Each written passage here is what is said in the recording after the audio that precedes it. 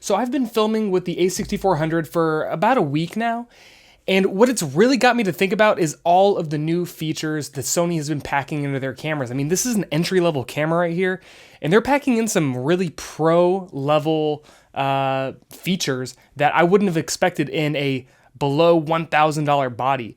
And that really got me thinking, what are some of the features that I would really like to see Sony include in their future cameras?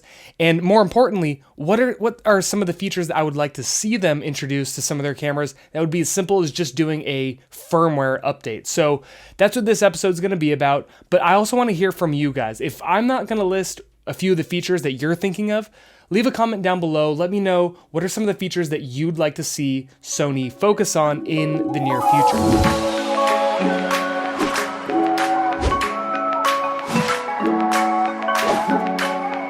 So Sony's been really good at adding new features into their cameras that their customers are asking for. And so I thought of 3 things that I would love to see in Sony cameras that they don't currently offer that would be easy to add with just a firmware update. Now, little aside to that, I assume it's easy. Obviously, I don't know everything there is to know about cameras. Actually, I hardly know anything there is to know about cameras. So maybe it's impossible, but it isn't going to require some crazy technological advancement like I'm not going to ask for 8K global shutter, even though that might be something that's on the horizon. That's not what I'm asking for. Just simple little things. Now, the first thing that I would really like to see from Sony actually has to do with autofocus. It's an autofocus feature. Now, the reason I started thinking about this is I went to the zoo last weekend or the weekend before, and I had the 24-105 attached to this camera right here. Now, the autofocus features that the a6400 has are incredible. I mean, it actually blows my mind because previously I've never used autofocus on these Sony cameras, maybe a little bit with the a6300 when I'm doing video, but all of my photo cameras, I've always used manual focus because I use Canon lenses on a Sony body, and as much as they claim the Canon lenses will work, they honestly really don't. Not to any professional level. So I finally got a Sony lens that will work with the autofocus, and it blew my mind. But the one thing I did notice at the zoo is obviously when you're taking pictures of the animals, a lot of the times you're gonna have like a fence in between the camera and the animal that you're taking a photo of. Now, this does pose a problem because when you're trying to focus on the animal, the lens is trying to guess, do you want the animal or do you want to take a picture of the fence? You know, so it will, try to find focus a little bit, and you really run into issues trying to get some good pictures, good video because of that issue. So with a lot of pro telephoto lenses, like the 70-200, the 400 2.8, and I'm sure there's a bunch of other lenses as well, but there's actually a little switch on there that lets you select what you want the minimum focusing distance to be.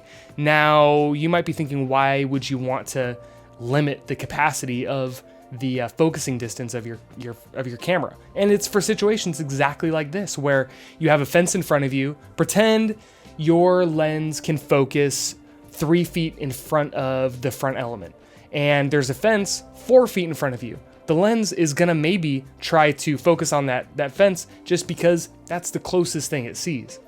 Now, what you can do is switch that little switch, and now all of a sudden the closest your lens can focus is 20 feet out.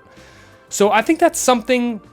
Now, of course, I don't know if this is possible, but I think it's something that Sony would be able to implement with just a simple firmware update. All they say is, okay, now this lens won't be able to focus from this distance to this distance. Now, one of the great things about this being a firmware update versus an actual toggle on the lens is that you could have it be adjustable. So you can adjust, maybe you don't want to focus to infinity and you can knock out anything from 100 feet to infinity. You don't want to focus on it. Or maybe you don't want to focus on anything, 3 feet in front of the lens to 8 feet in front of the lens. Maybe, I think that there's an infinite amount of adjustments that you could be able to do using an option in the camera that I think that you wouldn't be able to do with even the switches on the pro level lenses. So that's one thing I would like to see, is a firmware update where you can actually select the focusing distances that you want to be able to focus on. Now, the second feature that I would really like to see actually has to do with the video side of the cameras. Now, if you guys haven't ever really used like a cinema style camera, like maybe the Canon C300 or the Sony FS7, the cameras function a little bit differently. And one of those ways that they function differently is shutter speed. Now, in cinematography, you actually have, believe it or not, different shutter speeds that you deal with. And I'm not going to get into the more detailed parts of why this is, but it has to do with how the old cameras functioned, and you actually have completely different shutter speeds, not necessarily based on fractions of a second, but it's actually based on fractions of a frame, if that makes any sense. Basically, think about it like this. If you're shooting 24 frames a second, the ideal cinematography shutter speed for that would be you double the number of your frame rate and you divide 1 by that number. So if you're shooting 24 frames a second, double the 24 and you get 48. So you'd want to shoot 1/48 of a second. So 1/48 would be the great shutter speed to use. Now, that's why a lot of people use neutral density filters, because you want to get the shutter speed kind of down to that cinematography, the really nice looking shutter speeds, because you have the nice motion blur, and what you're really trying to achieve is getting as close as possible to that 1/48 of a second. That's why a lot of people shoot at like 1/50th of a second or 1/60th of a second if you're shooting 30 frames a second. And the reason being is that that is as close as you can get to like the cinematography shutter speeds. Now, right now I'm shooting 1/50th of a second, but this camera doesn't have that option for 1/48th of a second.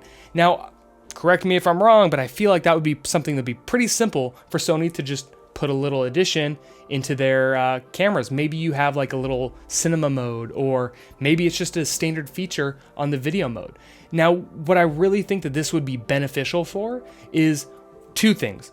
One, it would help match these cameras to a cinema camera. So like maybe you are on a set and you have like, you know, your Sony FS7, and you don't really want to put that FS7 into like a dangerous situation, or hell, maybe you just don't have a second FS7 to work with, and maybe you want to use this camera as your second camera. Now, this already has a lot of the color profiles that will match with the cinema cameras, like the FS7, but the only downfall is that this doesn't have the exact shutter speeds to match with that. So if they were able to push out a firmware, you would be able to match those cameras better. Now, a second part of that would be that getting into cinematography, this would be one little baby step closer. So maybe you're thinking about getting into cinematography, or maybe you're thinking about getting the FS7, and just that little difference in shutter speeds, or what they call it is shutter angles.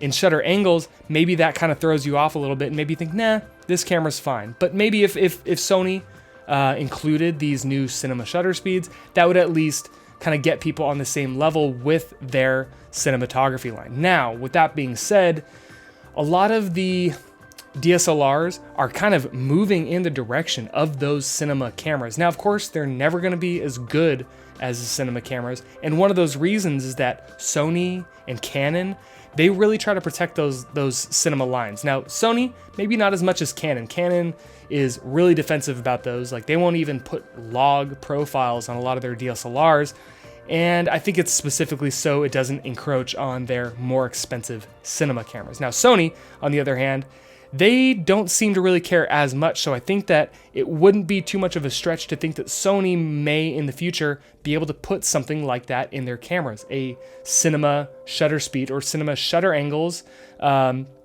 into their entry-level cameras like this, and I think that'd be really cool. So the third feature that I would love to see actually has to do with manual focusing. Now, manual focusing is great, and I would actually argue that it's probably a more professional thing to do than having autofocus. So a lot of times, like when I'm working out in the field, I'm doing all manual focus. And what's really great about these Sony cameras, and obviously a lot of the other DSLR cameras out there like Canon and all that, they have focus peaking, which kind of highlights the edges of your subject to let you know when something's in focus. Now, it doesn't work 100% perfect because sometimes there's false positives showing where things are focused when they really aren't. And also it's just not 100% on. So what I always do on these cameras is I have a custom button up near the front where I can zoom in and check to see if the focus is absolutely on whatever my subject is. Now, the huge drawback to this is when you zoom in, you're only getting a tiny part of the frame, and maybe the person or the subject that you're filming isn't right in the middle of the frame. Now, you can move that little target wherever you want on the scene. However, when you're doing that, you're not able to see the rest of the scene. Maybe you're moving the camera around and now the shot is ruined because the camera's just pointing in a random direction because you're just trying to get focused. Now, I've used other cameras that have kind of had a special workaround, and I can't really think of what they are. Maybe it was the Panasonic GH5 or something like that, where it zooms in and you can still get the whole picture of the scene, but it kind of pops up a little picture-in-picture in the center, so you can still see the whole scene, but you also see if the center of the screen is focused. Now, I have a little adjustment to that. It would still work the same way it works right now, where you can still push the manual focus assist button, or just, whatever you have it mapped to, and you can select which part of the scene you want to check out.